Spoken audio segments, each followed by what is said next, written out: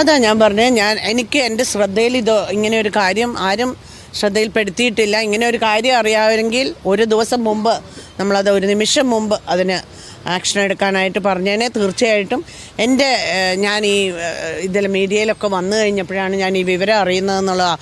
എനിക്ക് വളരെ ഷോക്കിംഗ് ആയിരുന്നു. ഇങ്ങനെ ഒരാളാണ് എന്ന് ആളുകൾ പറയുമ്പോൾ ഇത് ശരിയാണോ? ആദ്യം ഞാൻ വിചാരിച്ചത് എന്തോ ട്രാപ്പ് ചെയ്യാനായിട്ട് എന്തെങ്കിലും പ്രശ്നമാണോ എന്ന്. പക്ഷെ ഒന്നിന് പുറകെ ഒന്നായിട്ട് മറ്റുള്ളവരെല്ലാം പറയുമ്പോൾ നമ്മളത് അല്ലെങ്കിൽ അദ്ദേഹം ഒരു ഡിഫമേഷൻ കേസിനെങ്കിലും മൂവ് ചെയ്യാത്തതുകൊണ്ട് ഇത് സമ്മതമാണ് എന്നുള്ള രീതിയിലാണ്, ഇത് ശരിയാണ് എന്നുള്ള രീതിയിലേക്കാണ് പോകുന്നത്. അല്ലെങ്കിൽ അദ്ദേഹം കേസിന് പോകണമായിരുന്നു. അങ്ങനെ ചെയ്തിട്ടില്ല. നമുക്ക് നമ്മുടെ ആത്മാഭിമാനത്തെ ആരെങ്കിലും ചോദ്യം ചെയ്ത് കഴിഞ്ഞാൽ ആ നിമിഷം നമ്മൾ റിയാക്ട് ചെയ്യും, ഇല്ലേ? എന്നോട് ആരെങ്കിലും അങ്ങനെ എന്തെങ്കിലും ഒരു കാര്യം അങ്ങനെ പറഞ്ഞു കഴിഞ്ഞാൽ ആ നിമിഷം നമ്മൾ റിയാക്ട് ചെയ്തു പോവും. അങ്ങനെ ചെയ്യാത്തിടത്തോളം കാലം നമ്മൾ തീർച്ചയായിട്ടും രാജി ആവശ്യപ്പെടേണ്ടത് തന്നെയാണ്.